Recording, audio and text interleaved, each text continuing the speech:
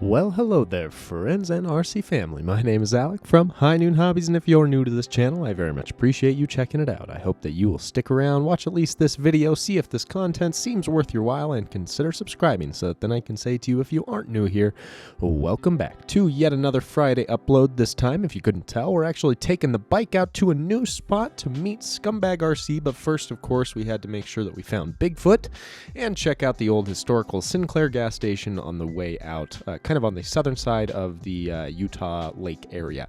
And now we are actually checking out an area called Desert Mountain, which is, if you couldn't tell from the very start of this clip here, out in the middle of BFE.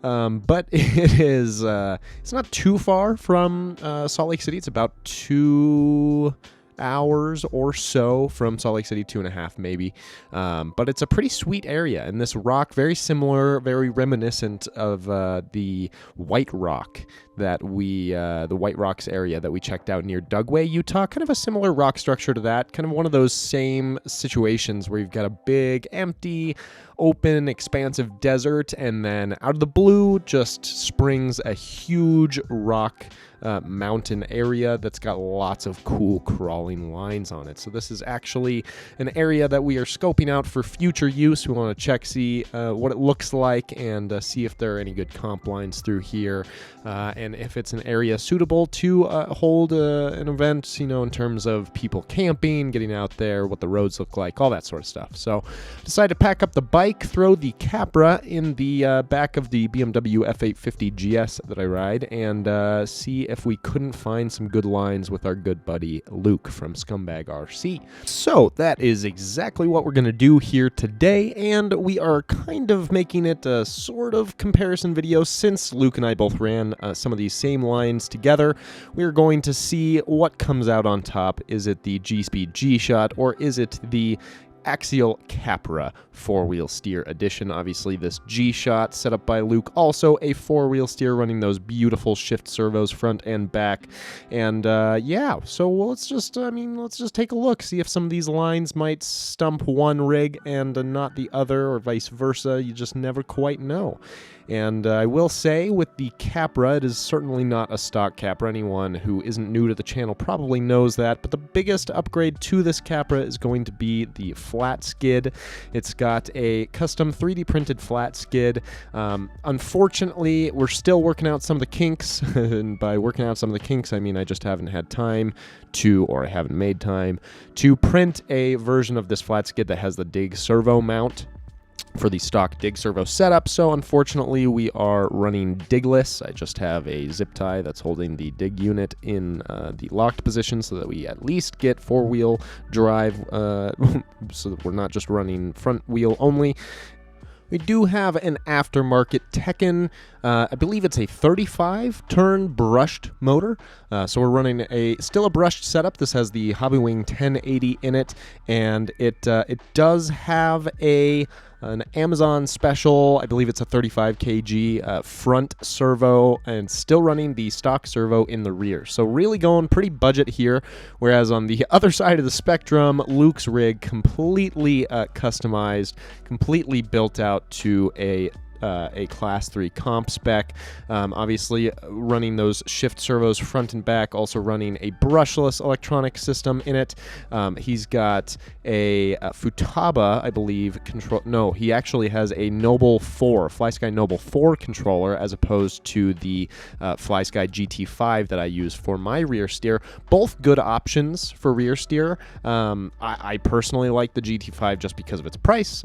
I like the fact that because I only have one 4-wheel steer truck, I really didn't want to switch every single truck over to a different controller just to accommodate the fact that I needed some sort of potentiometer for the rear wheel steer.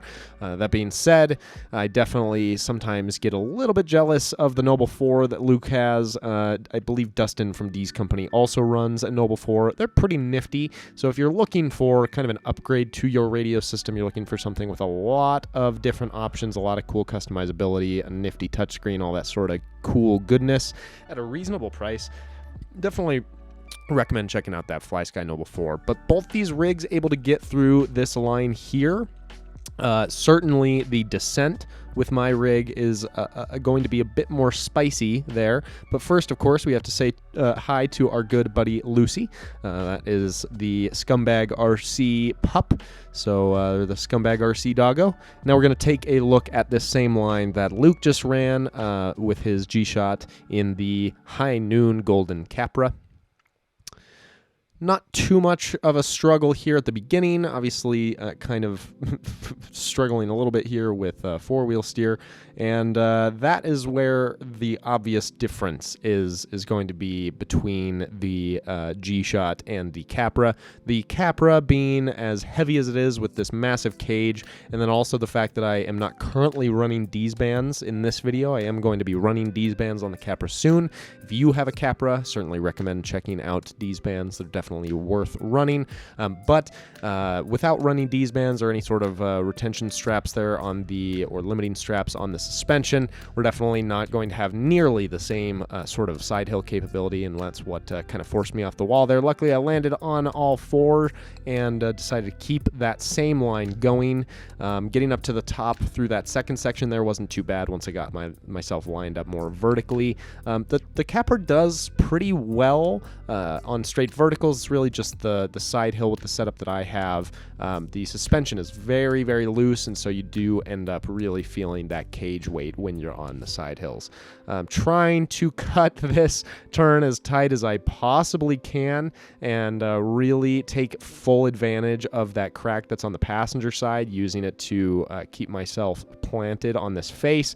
And then as soon as I see the truck start to drop, I just give it the old beans so that we stay on all four. And we do manage to make it through that, but as you can see, what I was saying there, the descent is definitely far more better handled by a G-Shot than a heavy Capra. Both managed it, but I think it looked a bit more planted, a bit more graceful, if you will, from the G-Shot. Now, speaking of graceful, this line right here, ladies and gentlemen, is probably one of the most impressive lines I've ever seen. That right there. That is just a beautiful combination of weighting, suspension load, and overdrive that allowed Luke to catch that particular ledge and pull himself up and over when it looked like all hope was absolutely lost. A great, great example, a great showcase of something that the G-Shot can do that there is just absolutely no way that the Capra could pull it off. So no wonder why you're not going to see the Capra doing that line. Tried it several times, couldn't even get close. I could make it over the top, I could make it over through the kind of dropping down into the bottom, but I couldn't make that side hill line like that G-Shot was able to make. This little land bridge here, pretty cool. There were several sweet land bridges throughout this rock section that we were checking out, and one of the best parts about this area in particular was just the fact that it's so expansive. You know, we checked out one area for 45 minutes or so, maybe an hour, and then we just hopped in the truck, drove like 2 minutes down the road, just a tiny bit, to find an entirely new section of rock with all sorts of cool features. But no matter where we went, it was interesting. We seemed to just find these little land bridges everywhere. This one was a doozy for the Capra.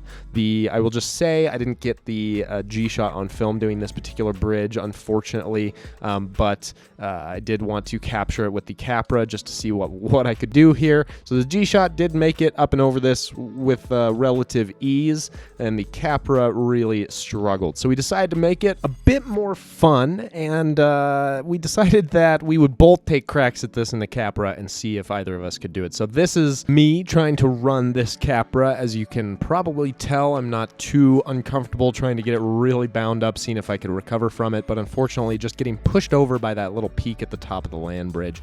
Now here is Luke trying it in the Capra as well. Now you got to remember that Luke is very unfamiliar with all of my controls and also with the tune on my rig. He's used to running a brushless setup. Now he's back to the dark ages of brushed, and yeah, so we'll see if he can pull it off, even though I was unable to. I did record a few other goes at this. I probably tried this bridge like 6 times, 5 times, and I just could not get it.